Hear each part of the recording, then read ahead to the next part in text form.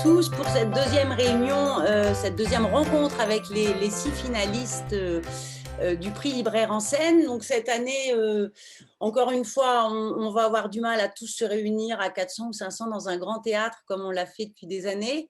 C'est pour ça qu'on a choisi de vous proposer ces rencontres avec chacun des 6 finalistes. Donc aujourd'hui, on va recevoir Colin Niel, donc l'auteur de Entre Fauves aux éditions du Rouergue, et il sera...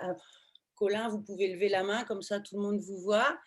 Et puis Stéphanie Fuyat, qui est donc libraire à Colombes, à la librairie Au Pays des Livres, et qui va donc interviewer Colin. Donc, ce qui est très sympa, c'est que c'est Stéphanie la coupable, puisque c'est elle qui, dès le mois d'octobre, a brandi Entre Fauves en disant qu'elle souhaitait qu'il soit dans la sélection. Donc, voilà, donc c'est super que vous fassiez la rencontre ensemble. Avec nous, Nathalie Demoulin, donc des éditions du Rouergue. Merci d'être là, Nathalie. Bravo pour ce très beau livre. Et puis, on a aussi Nolwenn et Bénédicte qui sont là, donc sans qui quand même tout ce travail formidable entre les éditeurs et les libraires ne serait pas aussi facile. Nolwenn est la représentante, c'est elle qui prêche la bonne parole dans les librairies et qui dit ce livre-là, il est formidable, il faut absolument le lire. Et Bénédicte qui est la relation libraire et qui fait un travail épatant aussi. Bonsoir, bienvenue Colin, bienvenue à toutes et tous. Je suis vraiment très heureuse qu'on soit là ce soir pour échanger autour d'Entre Fauves, publié aux éditions du Rouergue. C'est un livre, comme disait Julie, j'ai eu un gros coup de cœur en le lisant l'été dernier. J'ai convaincu mes collègues membres de l'association Libraire en scène de le sélectionner pour le prix Libraire en scène. Donc c'est donc tout naturellement que je me suis proposée pour animer la rencontre avec Colin ce soir. C'est aussi une grande joie parce que nous, on n'a fait aucune rencontre en librairie cette année, comme beaucoup. Alors, c'est quand même un des grands bonheurs du métier d'organiser des rencontres entre les auteurs et les lecteurs, lectrices. Donc, voilà, c'est un beau rayon de soleil ce soir. Entre Fauves, qui a déjà remporté le prix Polar 2021 et puis, j'espère, bien sûr, le prix Libraire en scène cette année. Colin, je vais commencer par vous présenter. Et vous êtes ingénieur agronome. Vous avez travaillé dans la préservation de la biodiversité, notamment en Guyane, comme chef de projet du parc amazonien de Guyane. Et aujourd'hui, vous êtes une des voix majeures du roman noir français, notamment votre série guyanaise qui a été multiprimée avec le capitaine André Anato. Il y a eu le roman Seules les bêtes, qui a aussi été adapté au cinéma par Dominique Moll. Donc, ma première question, c'est comment êtes-vous passé du monde scientifique au monde littéraire et pourquoi dans la voie du roman noir? Bonsoir à tous d'abord. Je suis très content d'être là parce que nous aussi, les auteurs, on est un petit peu en manque de rencontres avec les libraires, avec les lecteurs. Et je suis très flatté de faire partie de ce prix, d'autant qu'en plus, je suis un petit peu de ce coin-là parce que moi, j'ai grandi à Issy-les-Moulineaux et donc c'est un peu chez moi. Donc, je suis très content. Peut-être pour répondre à votre question, bon, j'ai pas de réponse simple. Moi, c'est vrai que je me suis mis à écrire un peu tardivement. Je pense que j'ai eu. Donc, moi, j'ai travaillé pendant 12 ans dans les parcs nationaux, en fait, effectivement, en Guyane, en Guadeloupe, à Paris aussi d'ailleurs. Et je crois que l'envie d'écrire, l'envie de raconter des histoires, c'est quelque chose que j'avais en moi depuis longtemps. Mais j'allais dire, c'est presque une banalité, parce qu'en fait, des gens qui ont envie d'écrire, il y en a plein, quoi. Il y en a beaucoup qui ne le font pas. Et moi, pendant très longtemps, j'en avais envie, mais je ne le faisais pas, tout simplement parce que j'y croyais pas du tout. J'étais persuadé que ça faisait vraiment pas partie de mon monde. J'avais aucune... voilà, pour moi, ça restait vraiment à l'état de rêve. Et puis, je voyais pas du tout ce que je pouvais raconter de bien intéressant. J'étais persuadé que tout ce que j'allais pouvoir écrire allait jamais intéresser personne. Et c'est vrai que moi, il y a quelque chose qui m'a servi de déclic, c'est la Guyane. C'est-à-dire que je suis parti en Guyane après mes études. J'ai passé 6 ans là-bas. Et c'est à mon retour de Guyane où j'ai habité à Paris pendant 2 ans après la Guyane. Et où voilà, tout ce que j'avais vécu là-bas, les gens que j'avais rencontrés, les choses que j'avais vues étaient encore très, très présente en moi. Et c'est à ce moment-là que j'ai eu un peu un déclic, quoi, que je me suis dit, là, il y a peut-être des choses qui mériteraient d'être racontées. Et en fait, le point de départ, ça a été ça, l'envie de parler de la Guyane, de parler des Guyanais, de parler des gens que j'avais rencontrés là-bas. Et mon premier roman, Les hamacs de carton, il est vraiment né comme ça, sur cette envie de parler de cet endroit qui m'avait beaucoup marqué. Et aussi, ce qui me poussait à écrire à ce moment-là, c'était cette impression de décalage énorme que je ressentais entre ce que moi j'avais vécu de la Guyane et l'image qu'on pouvait avoir de la Guyane en France, enfin dans l'Hexagone, qui était, pour moi, il y avait vraiment un décalage énorme.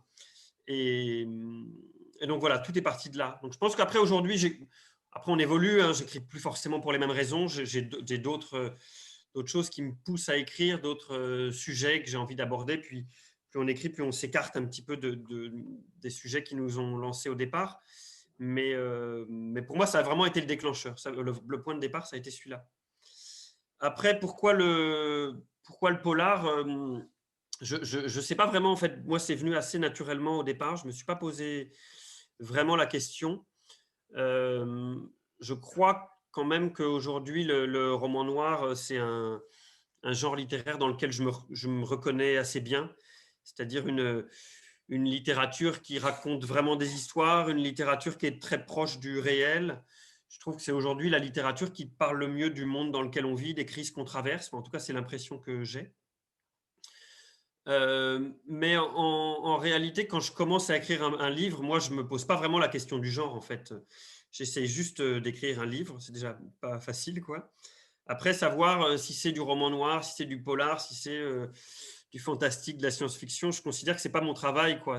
Pour moi, après, c'est des questions qui se posent aux éditeurs, aux libraires, aux bibliothécaires, aux journalistes, parce qu'on a ce besoin, effectivement, de faire des catégories. Mais moi, je ne réfléchis pas en ces termes-là, quoi. Est-ce que entre Fauve et un polar, peut-être, effectivement, et on l'a classé là-dedans avec Nathalie, mon éditrice, mais en tout cas, c'est pas comme ça que je l'ai pensé au départ. Et puis, je pense qu'en plus, aujourd'hui, les frontières entre la littérature noire et la littérature dite générale, bon, les frontières, elles sont quand même très poreuses, hein. Il y a beaucoup de livres qu'on classe en littérature générale qui pourraient être classés dans le noir et vice-versa, quoi. Donc, voilà, moi, je me pose pas vraiment ces questions, en tout cas, avant d'écrire un livre. D'accord. Alors, Entrefaux, je pense que beaucoup d'entre vous l'ont lu. La date du vote approche bientôt. Peut-être qu'on a juste nous rappeler l'intrigue du roman.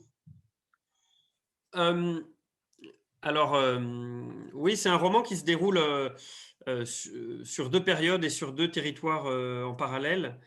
Une partie dans les Pyrénées, dans la vallée d'Aspe plus précisément, et une partie dans le nord-ouest de la Namibie, une zone qu'on appelle le Kaokoland.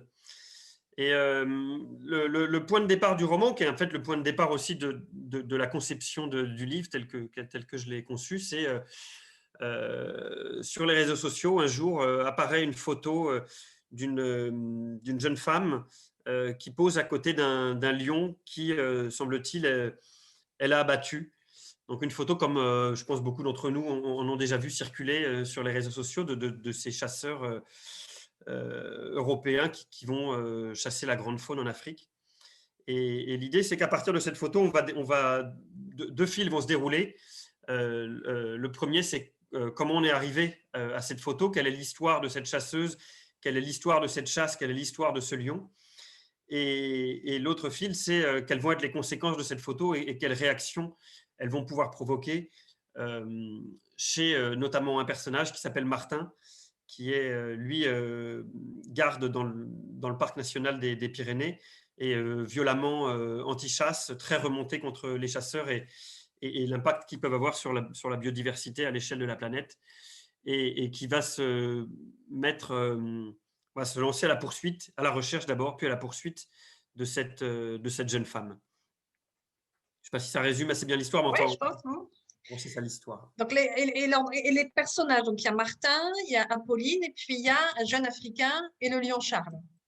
C'est ça, il y a 4 personnages. Donc, effectivement, Apolline, qui est une jeune de 20 ans chasseuse qui se voit offrir une chasse au lion pour son anniversaire, pour ses 20 ans, par son riche papa qui partage avec elle cette passion de la chasse depuis toujours. Le deuxième personnage, c'est effectivement Martin, donc un garde du Parc national des Pyrénées, donc très impliqué dans la protection des ours des Pyrénées en particulier, et très remonté contre les ours, tout particulièrement depuis un événement qui l'a marqué, qui l'a même traumatisé, qui est la mort de l'ours Canel, un Canel qui était donc la dernière ours de souche pyrénéenne, qui a été abattue par un chasseur en 2004 sur les hauteurs de la vallée d'Aspe.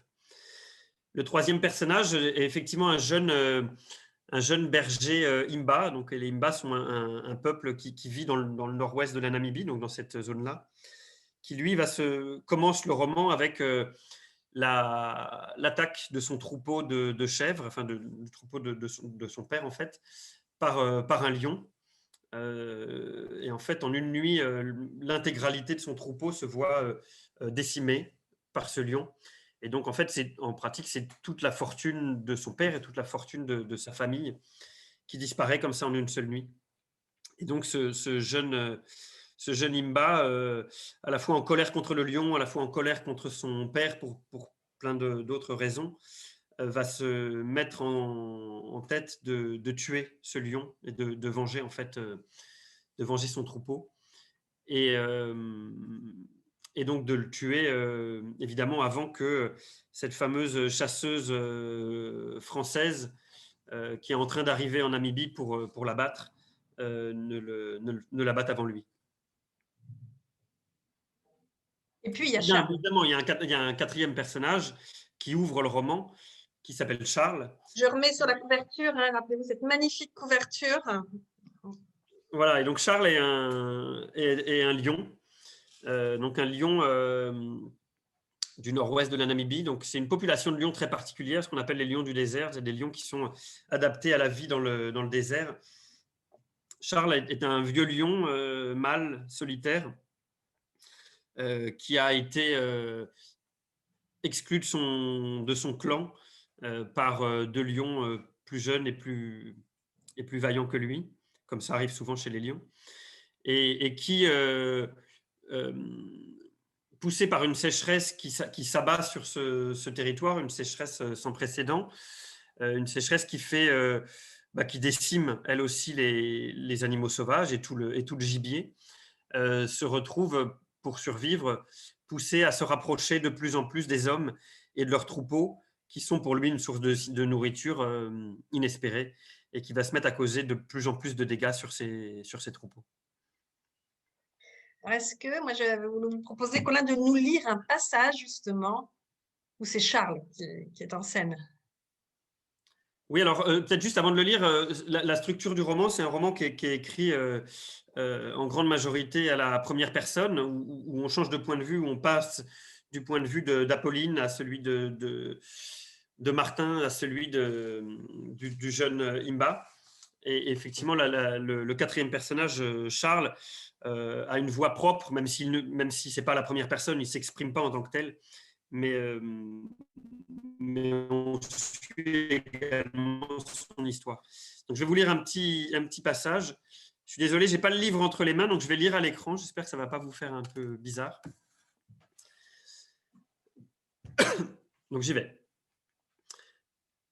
Tapis au fond de sa grotte, il attendit que vienne la nuit, cet autre monde. Celui des ombres que jetait la lune sur les plaines fuligineuses. Celui des arbres, muets en spectres échevelés, Sterculia, Pachypodium, Siphostema, celui où s'éveillaient les faunes qui le jour se tairaient, celui des hyènes brunes au pelage hirsute, silencieuses comme aucune autre bête, rasant les ténèbres en quête d'une charogne, celui des chacals à chabrac hurlant dans la pénombre, sillonnant les reliefs de leurs pas agités, celui des geckos aboyeurs et de leurs tec-tec-tec à l'entrée des terriers où se cachaient les femelles, celui des outardes de Rupel, 2 ou 3 coups dressés au-dessus des pailles, les chants graves et rythmés à l'heure du crépuscule. Celui des scorpions surgis de leurs trous, dévalant les pentes sableuses, l'aiguillon redoutable au sommet des queues cuirassées. Et le monde des lions, comme ceux de son espèce, après les jours passés vautrés à fuir la canicule, quand enfin venait l'heure de s'attaquer aux proies, de quitter les dortoirs au pied des arbres, aux pieds déployés en ombrelle, d'entamer les longues marches à travers ce royaume de sable et de pierre, les lointaines odyssées jusqu'aux confins du monde, des distances impossibles à parcourir de jour, à la recherche de nouveaux territoires de chasse et peut-être, qui sait, de fierté inconnue, sous l'emprise d'aucun mal encore à conquérir. Merci beaucoup. Merci. Merci, c'est pas facile, donc bravo. Non, c'est pas simple parce qu'en plus, c'est une longue phrase. Un grand merci de nous avoir plongé dans cette ambiance. Alors, Charles est un personnage à part entière. Moi, dans les livres, j'aime bien, d'ailleurs, souvent je fais ça, je commence par lire les remerciements. Je trouve que ça apporte toujours quelque chose sur le livre, effectivement. Vos remerciements commencent. Merci à tous les mammifères, humains et non humains, qui ont permis l'existence de ce livre. Moi, ça m'a vraiment questionnée par rapport à beaucoup de réflexions qui sont en cours. Je pense notamment à Baptiste Morisot dans Raviver les braises du vivant, qui dit « Le combat écologique, raviver le vivant, ça doit aussi passer par le champ culturel. » Il dit « On n'en peut plus de la séparation absolue dans le récit entre l'homme et la nature. On ne sera jamais des loups ni des oiseaux. On ne rejoindra pas une meute ni les grandes formations d'oies sauvages, mais on peut les regarder, les écouter, les décrire autrement. » Donc, est-ce que ce que vous avez fait avec Charles, est-ce que c'est aussi pour ça qu'il ne parle pas à la première personne? En fait, comment vous renouvelez le récit en y introduisant la nature de façon renouvelée? C'est une question assez vaste, mais oui, moi je partage tout à fait ce que dit Baptiste Morisot. Je pense qu'un des gros problèmes auxquels on fait face aujourd'hui dans cette question de cette biodiversité qui s'effondre, c'est cette question de notre rapport, du rapport des humains au vivant, au monde qui nous entoure. Et c'est vrai qu'aujourd'hui, on vit et de plus en plus avec cette idée d'une séparation effectivement entre le monde des hommes et ce monde qu'on appelle nature, qui serait un monde extérieur au nôtre. C'est une vision du monde vivant qui est très européenne, en fait, qui est très occidentale. On le sait, je veux dire, il y a plein de sociétés dans le monde. Chez les Amérindiens, moi, que je connais un petit peu en Guyane, le rapport au monde naturel et à la faune, il est très différent. Il y a une vraie communication permanente entre les hommes et ce monde-là, qui est à la fois baignée de légendes et de mythes et de croyances, mais qui est aussi une communication réelle. Et que ce soit à travers la chasse, que ce soit à travers leur pratique de la forêt au quotidien, c'est quelque chose qui est permanent. Et c'est vrai que sur cette question du personnage de Charles, on m'a souvent posé la question, on me l'a posé, alors vous me la posez en ces termes-là, d'autres me la posent sous un angle un peu plus critique sur cette question de est-ce qu'on ne bascule pas dans l'anthropomorphisme, cette idée qu'on essaierait de plaquer des comportements et des réflexions et des émotions humaines sur les animaux. Comme si c'était un piège dans lequel j'aurais risqué de tomber ou j'aurais pu tomber. Moi, j'ai tendance à croire qu'en fait, c'est tout l'inverse, quoi. C'est-à-dire que je pense que le piège aujourd'hui, c'est pas de plaquer des émotions humaines sur les animaux, c'est au contraire de continuer à nous entêter à croire que nous, humains, serions les seuls à pouvoir ressentir des émotions, à pouvoir réfléchir, alors qu'en fait, on le sait en plus que c'est faux. C'est-à-dire que depuis des décennies, les scientifiques étudient, les éthologues qui étudient les animaux, ils nous le démontrent d'année en année que toutes les émotions qu'on ressent au quotidien, en fait, les animaux, ils les ressentent aussi. Alors, très probablement sous une autre forme. Il y a quelque chose forcément d'inaccessible dans leur manière de voir et de concevoir le monde pour nous. Mais c'est évident que la peur, la colère, la tristesse, le deuil, toutes ces émotions-là, ça a été démontré. Elles sont vécues par les animaux. Et je pense que tous ceux qui ont des animaux de compagnie le vivent tous les jours d'ailleurs. On sait très bien que les chats, les chiens, ils ont tous leur caractère. En plus, tout le monde le sait, on l'expérimente tous les jours. Et moi, je suis assez convaincu de ça. Et c'est pour ça que j'ai vraiment voulu avoir ce personnage de Charles, en faire un personnage en part entière, non pas le faire parler et essayer de ne pas basculer dans un lion à la Walt Disney, quoi, où là, on est vraiment dans la personnification humaine des animaux. Mais par contre, d'essayer de se plonger dans sa tête, dans la mesure de ce qu'on peut faire. Je pense que c'est aussi ce que permet de faire la littérature, c'est d'expérimenter, d'essayer ce genre de choses. Et aussi, ce que je voulais montrer, c'est que dans cette question de notre rapport à la faune, et notamment dans cette question de la chasse, de la pratique de la chasse, c'est une histoire d'homme, mais c'est aussi une histoire d'animaux. C'est-à-dire que si ce lion se retrouve aujourd'hui, à ce moment-là de sa vie, chassé par Apolline et chassé et poursuivi par ce berger Imba, c'est parce que ces personnages humains poursuivent quelque chose, mais c'est pas pour rien non plus. C'est parce que lui, c'est aussi le produit de sa propre histoire. S'il se retrouve aujourd'hui, à ce moment-là de sa vie, à ce moment-là de la vie de ces personnages humains, à attaquer les troupeaux, c'est pas pour rien. C'est parce qu'il a été chassé de son clan, c'est parce qu'on a des causes climatiques qui le poussent à se rapprocher des troupeaux. Et c'est ce que je voulais montrer aussi, c'est qu'en fait, derrière chaque chasse, derrière chaque traque d'un animal, il y a aussi l'histoire individuelle de cet animal. Et c'est vrai que moi, quand je me suis intéressé à ces lions en Namibie, j'ai beaucoup lu là-dessus, j'ai beaucoup parlé avec des scientifiques, enfin, notamment un scientifique en Namibie. Et c'est fascinant de voir comme c'est pas une population uniforme, en fait. Chaque lion a sa propre histoire. Ces lions-là sont suivis avec des colliers émetteurs. Et donc, on voit leur déplacement. Et c'est fascinant de voir comme chaque lion a sa propre personnalité. Il y a un lion, notamment, je me rappelle de cette histoire-là, qui, à un moment de sa vie, alors que ces lions sont globalement territoriaux, restent dans une zone assez connue du Kaokoland. À un moment, on a un individu, un mâle, qui est parti vers le nord, qui a fait une odyssée totalement incroyable, qui s'est éloigné très fortement de toute cette zone. Et il a piqué au nord vers l'Angola, il a traversé le fleuve qui sépare la Namibie de l'Angola, il a fait tout un grand périple en Angola, et puis à un moment, il est revenu en Namibie. Alors en plus, c'est fascinant, il a traversé le fleuve exactement au même endroit, avec évidemment des signaux, la manière qu'il a de s'orienter, des choses qu'on ne peut qu'essayer de deviner. Mais voilà, ce lion a une histoire. Pourquoi, lui, à ce moment-là de sa vie, il a décidé de faire ce périple incroyable? C'est des choses qu'on peut qu'essayer d'imaginer. Et moi, je pense que la littérature permet d'essayer d'imaginer ce genre de choses. Et vous parliez des remerciements. C'est pas quand je dis que je remercie les mammifères humains et non humains, c'est pas qu'une figure théorique. C'est vrai que moi, quand je me suis documenté pour écrire ce livre, les animaux, ils étaient très présents. Quand j'étais dans les Pyrénées et que je marchais dans les Pyrénées, évidemment, je n'ai pas vu d'ours, mais j'étais avec des gardes du Parc national des Pyrénées, et ils étaient là, les ours, quoi. Enfin, en fait, non, ils n'étaient pas là, parce qu'en fait, il n'y en a presque plus. Mais leur présence, elle était palpable.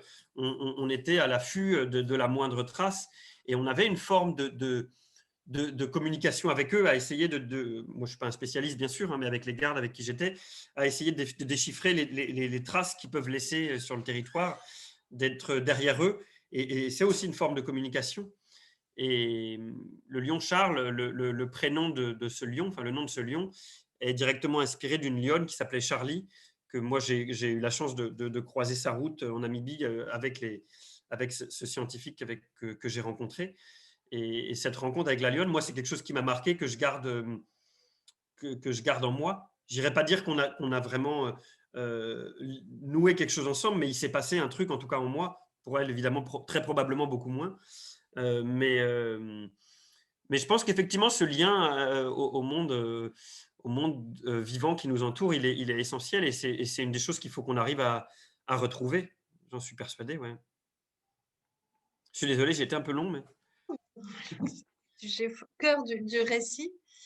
Alors, vous parlez de la documentation. Effectivement, je pense qu'on apprend énormément de choses dans ce livre, notamment sur l'organisation des chasses en Afrique, à quel point c'est structuré, le lion est identifié à l'avance, il y a les professional hunters, il y a ceux qui ensuite enlèvent la peau de la bête, les skinners, tout ça est très documenté.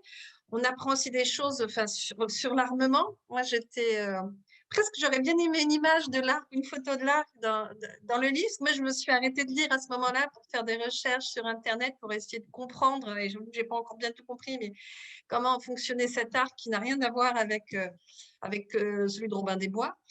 Donc, comment ça s'est passé toute cette documentation? Je regardais si je pouvais vous mettre une photo de l'arc, mais je ne suis pas très à l'aise sur, je suis pas très à l'aise sur Zoom. Je ne sais pas si c'est possible. Alors oui, moi je me suis beaucoup documenté. Clairement, moi je ne suis pas chasseur. Hein, j'ai des amis chasseurs, notamment en Guyane, mais j'ai jamais chassé moi-même. Et je suis encore moins chasseur de lion et encore moins chasseur à l'arc. Donc c'était clairement un monde qui m'était totalement, inconnu. Même si effectivement le fait d'avoir travaillé dans la protection de la faune, voilà, j'avais des contacts, des gens qui connaissaient un petit peu ces milieux-là, mais ça a été une découverte totale. Et donc il y a eu une documentation importante avec beaucoup de lectures, avec un voyage en Namibie, avec plusieurs voyages dans les Pyrénées et beaucoup de rencontres avec des personnes du monde de la chasse. Il y a notamment une chasseuse qui est passionnée de chasse en famille, que j'ai rencontrée à Paris. J'ai passé une journée entière avec elle dans son appartement, entourée par la tête d'oryx et la tête de gnou. Pas forcément hyper à l'aise, parce que c'est un monde, a priori, pour lequel j'ai pas, en tout cas au départ, une sympathie très forte. Faut être clair là-dessus. C'est pas un monde qui m'est ni familier, ni sympathique au départ. Mais en même temps, c'est des discussions qui ont été, qu'il y avait quelque chose de passionnant et à la fois de terrible et de fascinant en même temps, quoi. C'est-à-dire que la discussion, je me souviens de cette discussion que j'avais eue avec cette femme et avec son mari qui me racontait sa chasse au lion, à la lionne en l'occurrence. Il avait chassé une fois une lionne. Et c'est terrible parce que, en fait, pour tous ceux qui aiment un petit peu, qui s'intéressent un tout petit peu à la faune, comme c'est mon cas, sans être un grand spécialiste, bien sûr, ces gens-là vous racontent, en fait, leur journée de chasse à la lionne, et 90% de ce qu'ils vous racontent, c'est quoi? C'est la période d'approche, c'est le moment où on essaye de s'approcher du lion, de mettre ses pas dans les siens, de le débusquer, de réussir à l'approcher au plus près, de ne pas se faire voir. Et toute cette partie-là, elle est fascinante, et on a envie d'y être, en fait. On a envie d'en faire partie. Sauf qu'il y a effectivement cette grande différence entre vous et eux, qui est que vous, quand vous cherchez à approcher un animal, bah vous ne le tuez pas, quoi.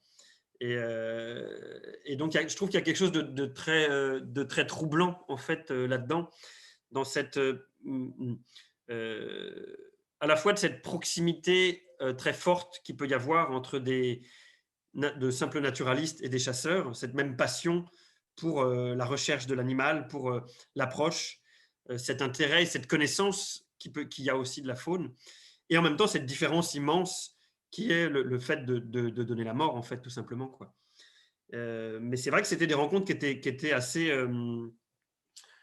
ouais, qui étaient très riches, et que j'essaye de mener, pour ma part, hein, de mener toujours en essayant de juger le moins possible, en fait. Enfin, en tout cas, c'est ce que j'essaye de faire pour pouvoir, après, quand je crée mes personnages, ne pas porter un jugement sur eux non plus, parce que pour moi, c'est essentiel dans l'écriture d'un livre. Donc voilà, il y avait cette journée. J'ai eu aussi pas mal de contacts avec ce qu'on appelle un professional hunter, c'est-à-dire un chasseur professionnel qui, lui, organise organise des chasses en Afrique, avec qui je suis resté en contact. L'arc, c'était encore autre chose. L'arc, je suis allé en fait dans un magasin d'archerie à Saint-Martin-de-Crau. Moi, j'habite à Marseille, donc c'était pas très loin. Donc je suis parti. J'ai appelé la gérante pour lui demander si elle pouvait m'aider dans mes recherches, et j'ai passé une après-midi avec elle. Elle m'a fait essayer l'arc, elle m'a montré, j'ai essayé de tirer. Voilà, je voulais aussi essayer de ressentir un peu la sensation que ça pouvait être de tirer, de manier ces arcs-là, qui sont qui ressemblent pas du tout à l'image qu'on peut avoir d'un arc. On est quelque chose voilà, on est vraiment sur de la haute technologie, quoi. Et on sent la facilité qu'on peut avoir à armer ses arcs et en même temps la puissance avec laquelle sont tirées ces flèches, quoi. C'est quelque chose d'une force énorme, quoi. Moi, je voulais rebondir sur ce que vous avez dit là sur la complexité et le non-jugement, parce qu'effectivement, on voit qu'il y a des personnages qui sont très complexes. Martin, d'un côté, il travaille dans un organisme institutionnel, et par ailleurs, c'est quelqu'un de très rebelle. Apolline, c'est une jeune fille, toute blonde, qui fait du bénévolat à Lourdes. On n'imagine pas du tout enfin, c'est pas le stéréotype qu'on a, le cliché du chasseur. Et puis par ailleurs, c'est une chasseuse extrêmement déterminée. Donc on voit que ces personnages, il y a beaucoup de choses en eux. Et justement, et moi, ce qui est dans la lecture, vraiment, j'ai ressenti qu'il n'y avait pas de manichéisme. C'est-à-dire que plus le récit avançait, on ne sait plus trop qui est la proie, qui est le prédateur. Et justement, comment vous arrivez à faire ça, à écrire des personnages complexes sans jugement, mais avec vos convictions? Comment se passe l'équilibre? Alors, je pense que la question de la conviction, elle est, pour moi, dans l'écriture du roman, elle est presque hors sujet, quoi. C'est-à-dire que, en tout cas, évidemment qu'il y a des convictions, évidemment qu'il y a une forme d'engagement dans le choix des thématiques que l'on va aborder. Le fait de parler de la chasse et de parler de la faune sauvage, c'est pas quelque chose d'anodin, évidemment. Mais quand j'écris un livre, pour moi, ma conviction, elle a aucun intérêt, quoi. Ce qui m'intéresse, c'est pas mon point de vue, c'est le point de vue de mes personnages. Et moi, j'essaye quand j'écris, de faire en sorte qu'il y ait le moins possible de moi, en fait, dans mes livres. Plus un personnage est éloigné de ce que je suis et même de ma manière de penser et de voir le monde, plus je vais considérer qu'il est réussi. C'est pas forcément quelque chose de simple parce qu'il y a forcément une part de soi dans l'écriture, hein. Mais en tout cas, c'est l'objectif que je me fixe et c'est ce que j'essaye de faire, de ne jamais porter de jugement sur mes personnages et de m'intéresser avant tout à leur motivation, qu'est-ce qui les fait se lever le matin, quelles sont leurs passions, qu'est-ce qui les pousse, qu'est-ce qui les anime. C'est vraiment ça qui m'intéresse. Voilà, moi j'écris un roman, quoi. J'écris pas un manifeste ni pour la chasse ni contre la chasse. C'est pas du tout ce que je cherchais à faire. En revanche, juste pour continuer un peu, quand vous parliez de complexité, en revanche, s'il y a une forme d'engagement et dans le roman, il va être dans cette question de la complexité, quoi. C'est-à-dire effectivement toujours d'essayer d'aller au-delà des apparences et de creuser de dépasser ce qui paraît le plus évident, quoi. C'est-à-dire que ces photos de trophées de chasse, hein, ces gens qui posent devant le lion, la girafe ou l'éléphant qu'ils ont chassé, on en a tous vu circuler sur les réseaux sociaux. C'est des photos qui sont extrêmement violentes, hein, pour qui n'est pas chasseur, elles le sont pour moi aussi. Et je trouve qu'il y a une espèce il y a une espèce d'évidence derrière ces photos sont tellement violentes qu'il y a une espèce d'évidence derrière ces photos sur le fait que l'acte que ces gens viennent de réaliser est forcément mal, quoi.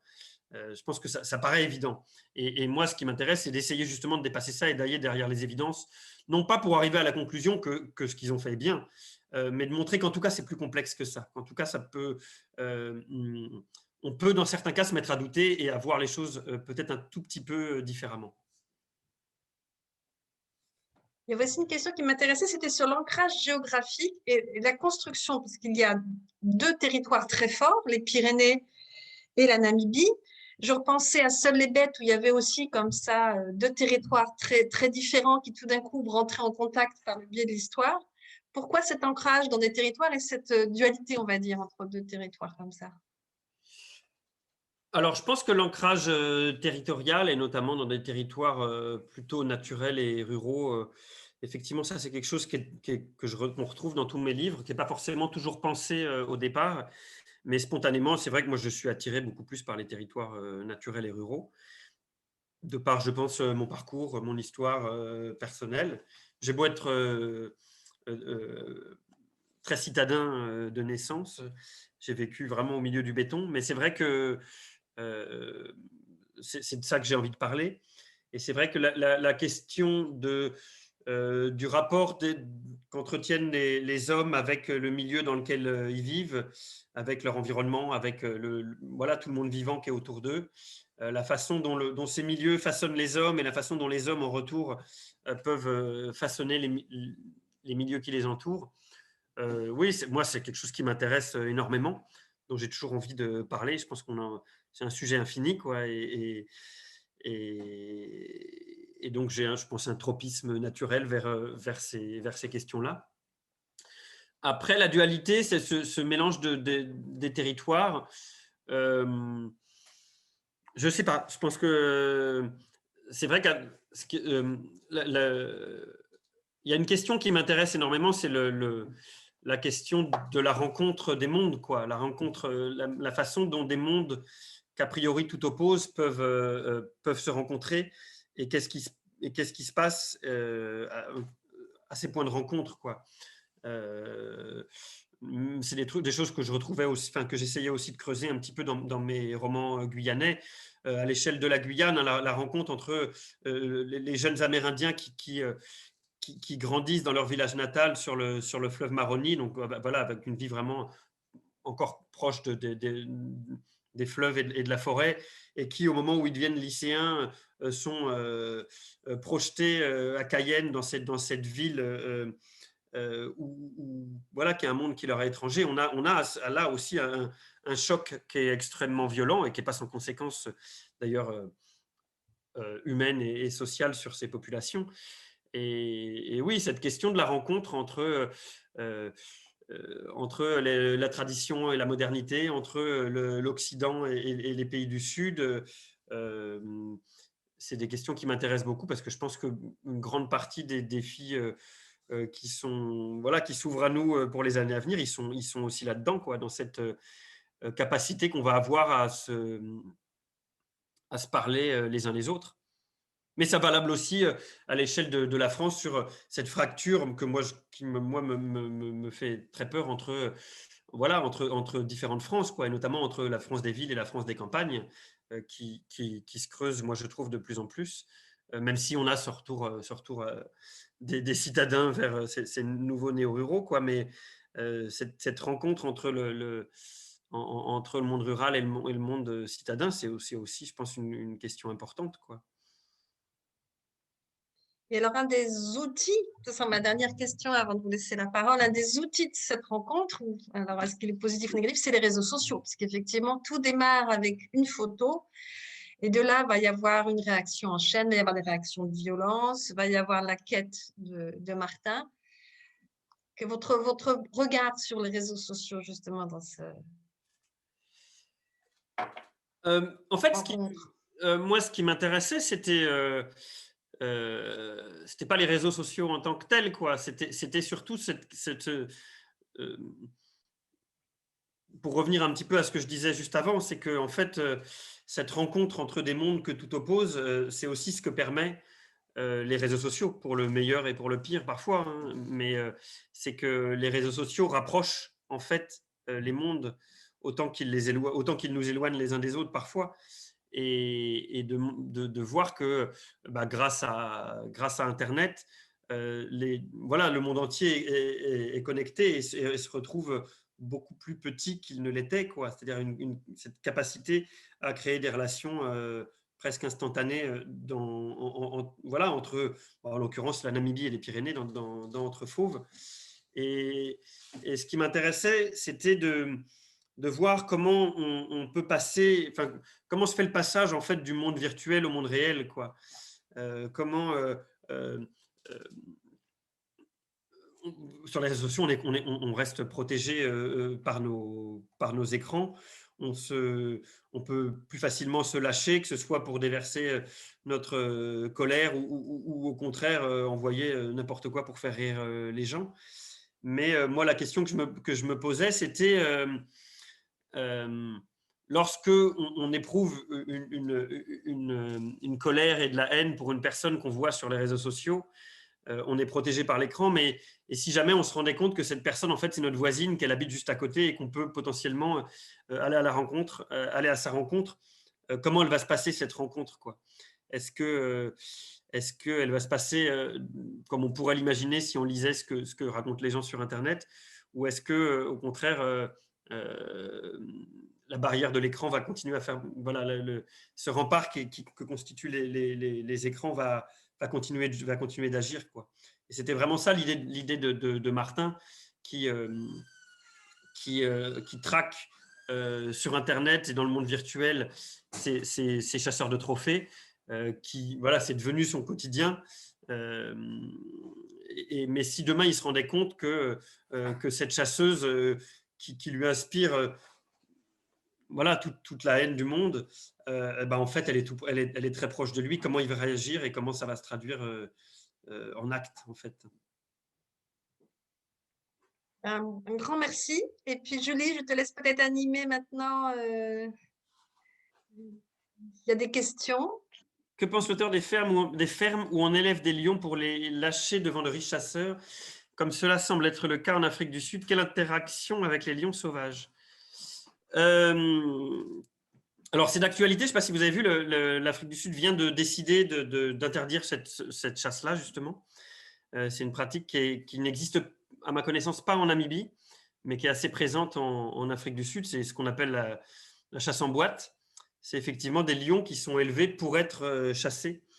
Alors, ce qui est particulier, c'est que vous parlez de riches chasseurs, mais en pratique, généralement, ceux qui viennent chasser ces lions-là, ce n'est pas les plus riches, quoi, parce que c'est des chasses qui sont… En fait, c'est de la chasse au trophée, mais plutôt bas de gamme, en fait, par rapport à celle que je raconte.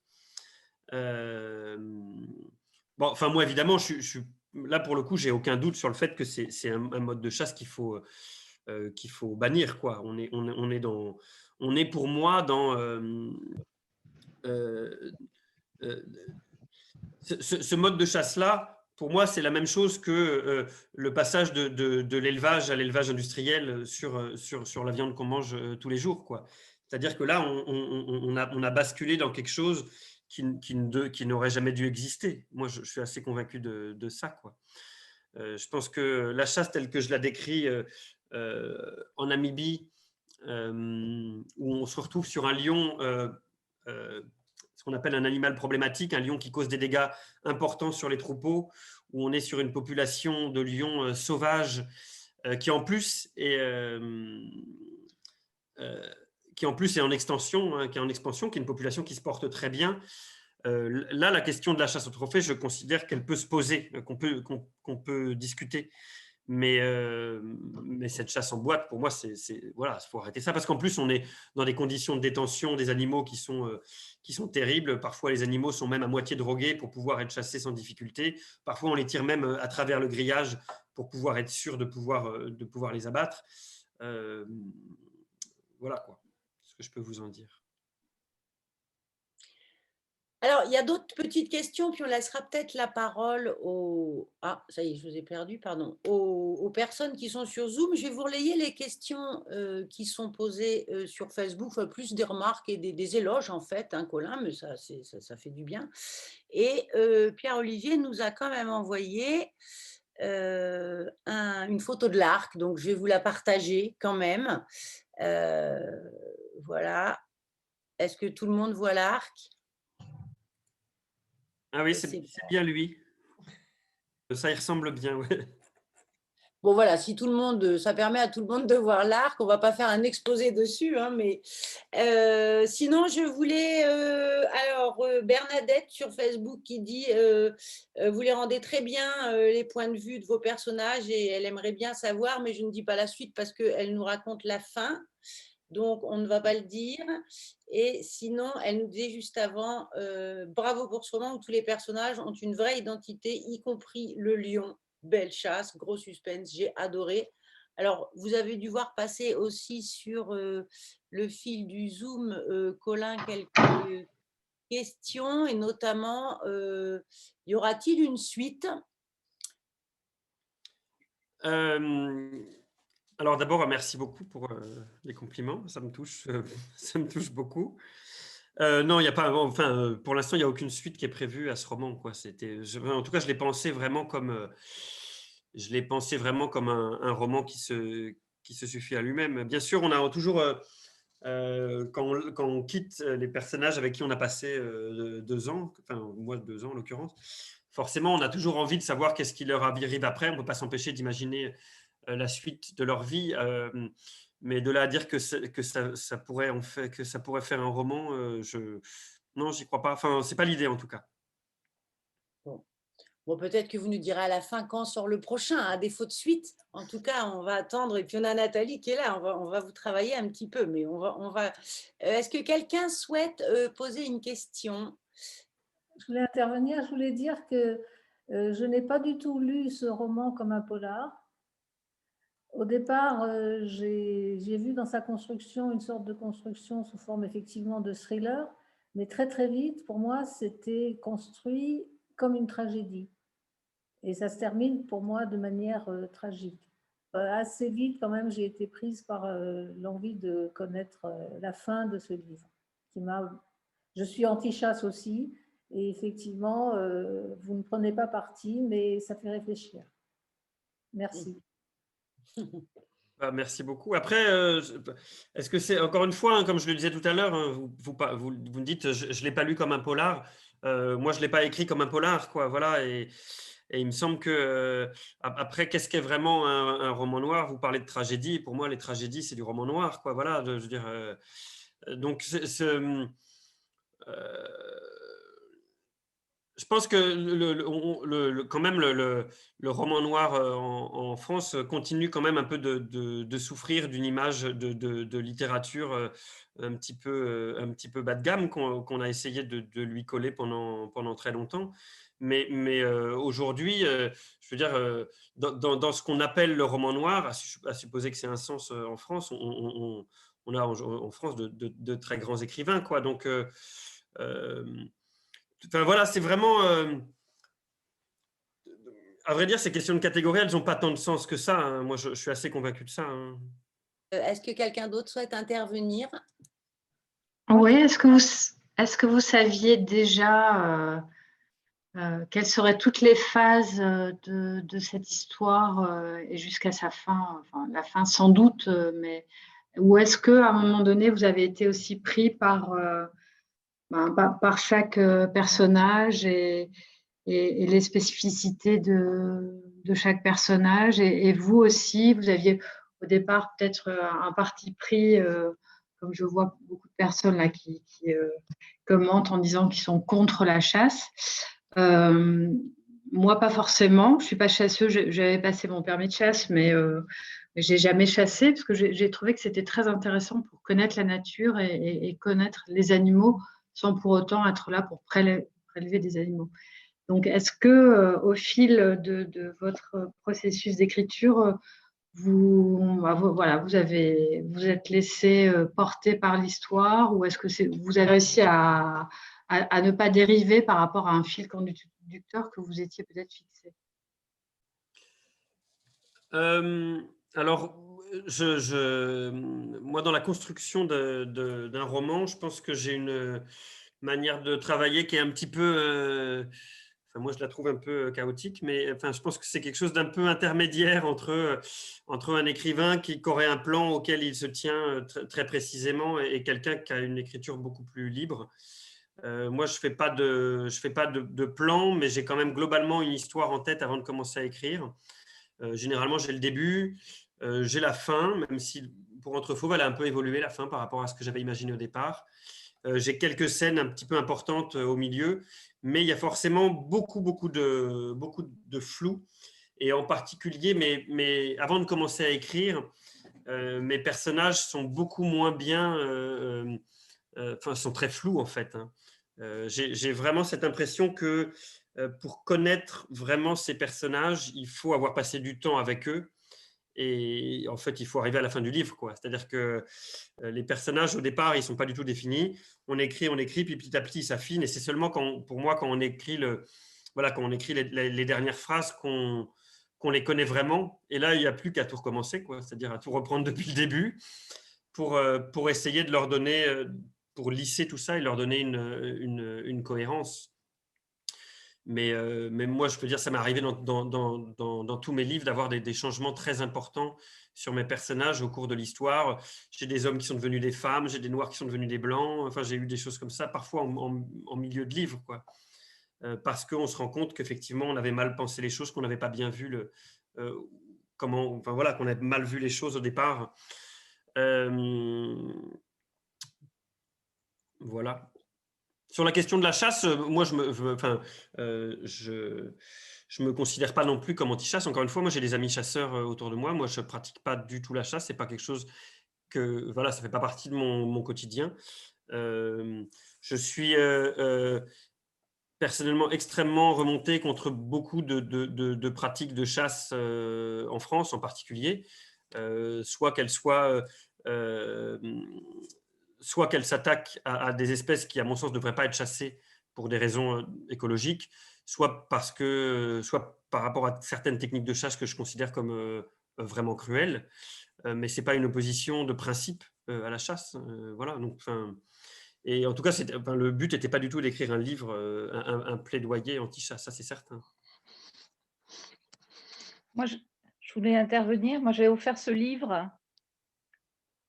Je ne sais pas si vous m'entendez. J'ai offert ce livre à mon mari pour son anniversaire, qui est chasseur.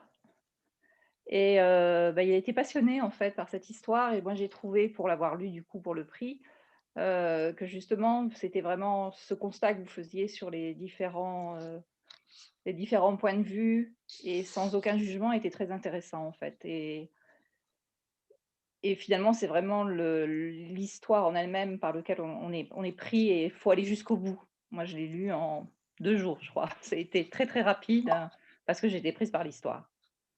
Donc, c'était vraiment un très bon moment de lecture. Bah, merci beaucoup. Moi, c'est vrai que dans le milieu de la chasse, j'ai eu des très bons retours de lecteurs chasseurs. Ouais, c'est vrai. En fait, tous les chasseurs ne sont pas des gros balourds. C'est ça.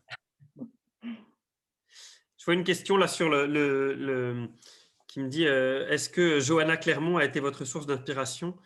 Je ne sais pas si vous voyez qui est Johanna Clermont, c'est une chasseuse française qui est en ce moment très populaire sur les réseaux sociaux. Il y a eu son portrait dans Paris Match. Enfin, voilà, elle est très présente.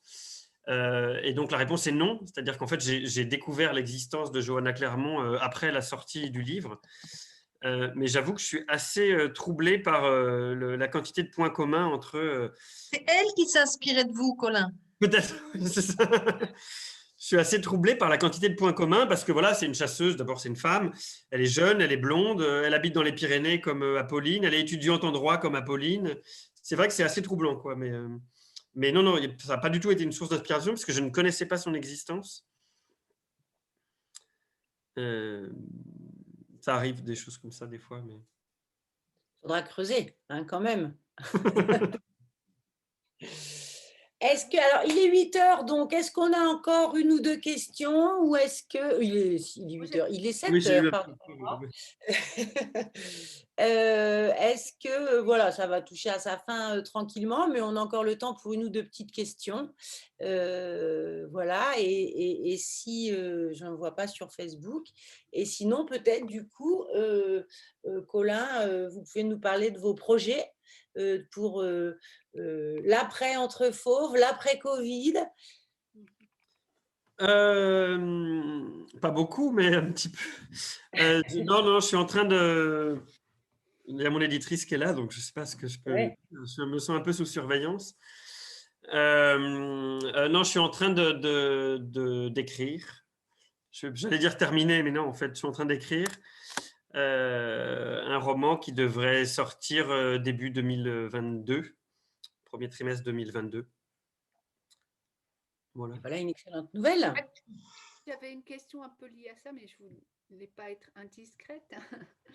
Vous m'entendez? Est-ce que vous pouvez activer votre… Ouais, on n'entend pas très bien, ouais. On vous entend mal et vous n'êtes pas affiché. Qui êtes-vous? Je suis Maryse et pourtant j'ai ma vidéo voilà. qui est affichée. Non, on vous entend pas très fort, mais on vous entend. Ah, d'accord. Je voulais juste savoir si vous étiez, disons, écrivain à temps plein ou si vous continuez vos activités auprès du parc dans lequel vous avez travaillé ou dans ces instances proche du ministère de la Transition écologique, en fait. Enfin, voilà, comment vous gérez, enfin, vous avez eu deux vies professionnelles, si on peut dire. Enfin, c'est juste une curiosité, mais je ne voulais pas non plus être indiscrète. Enfin, voilà. Ah non, non, mais ce n'est pas indiscret du tout. Non, mais moi, j'ai évidemment commencé à écrire en parallèle de ma vie professionnelle passée, quand j'étais en Guadeloupe à l'époque. Et là, oui, enfin, maintenant, je suis écrivain à plein temps depuis plusieurs années maintenant. Ouais. Après, c'est pas forcément quelque chose c'est pas forcément quelque chose de définitif. Il se trouve qu'effectivement, en ce moment, j'ai la chance de pouvoir consacrer tout mon temps à l'écriture et à ce qui va autour. Est-ce que ça sera le cas éternellement? Je ne sais pas. Peut-être qu'un jour, j'aurai une autre vie professionnelle. Je ne sais pas. Je me sens très vieux, mais en fait, je suis encore jeune. Donc, très bien. Merci pour votre réponse.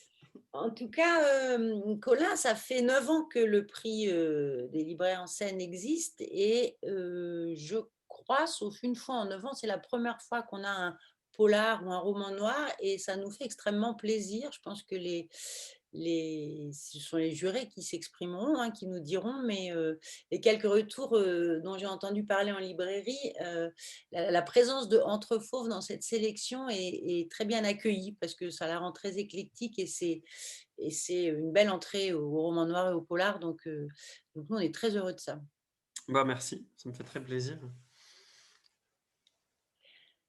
Alors, s'il n'y a pas d'autres questions, on va bientôt… le titre est très bien trouvé, nous dit Virginie. S'il n'y a pas d'autres questions, puisque on se retrouve après-demain, pour ceux qui le souhaitent, évidemment. Donc, avant de se dire au revoir, de vous remercier, et juste pour vous dire que jeudi, c'est un premier roman, c'est le premier roman de la sélection. Et donc, on recevra Hugo Lindenberg, ou Lindenberg, décidément, Colin, j'ai du mal avec les prénoms et les noms de famille, qui a écrit Un jour, ce sera vide chez Christian Bourgois. Et donc, il sera interrogé par Martin Knosp, qui est libraire à la librairie Nouvelle d'Asnières. Donc voilà, on va changer de registre, d'endroit et de librairie. En tout cas, je voulais remercier infiniment Colin pour son livre, pour toutes ses réponses, Stéphanie pour cette belle interview et ses questions et ces belles questions aussi.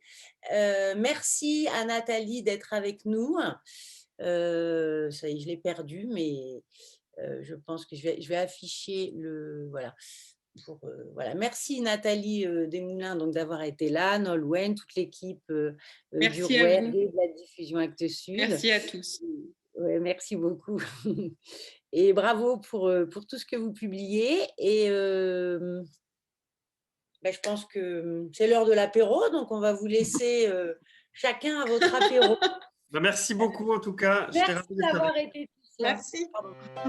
Merci beaucoup.